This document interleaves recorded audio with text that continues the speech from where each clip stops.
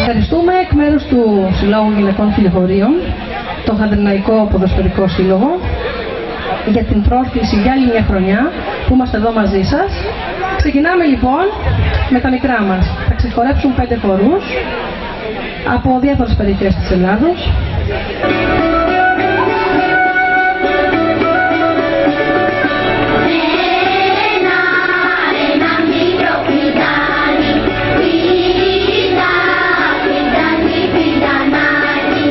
Θα συνεχίσουμε με τη μεγάλη ομάδα, με τους ποντίους της βραδιάς.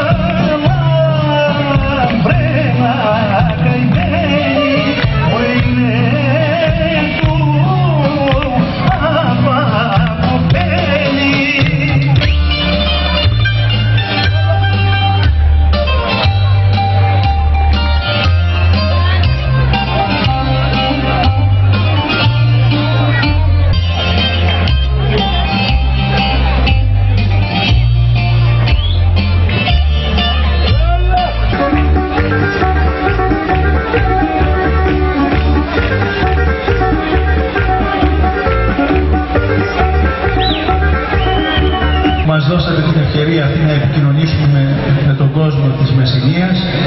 Σας ευχαριστώ όλα τα χρόνια που με στηρίζετε.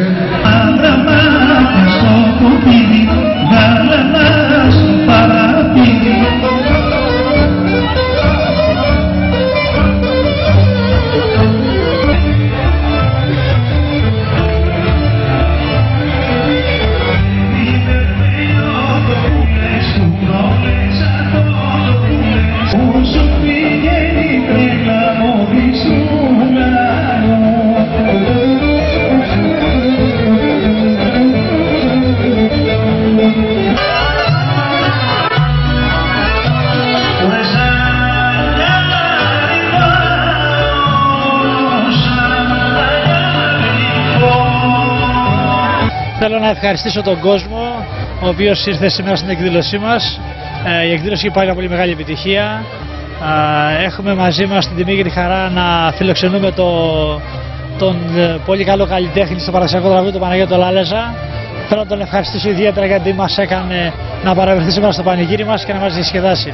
Θέλω να ευχαριστήσω και εγώ με τη σειρά μου, να σας ευχαριστήσω που είμαι εδώ σήμερα και μου δίνετε την ευκαιρία να επικοινωνήσω με τον κόσμο της Καλαμάτας, της Μεσσηνίας, να ξαναδώ φίλους μου από το παρελθόν.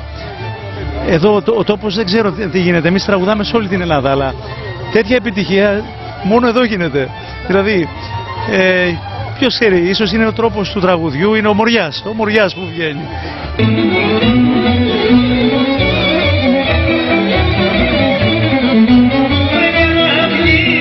Κοντά με τη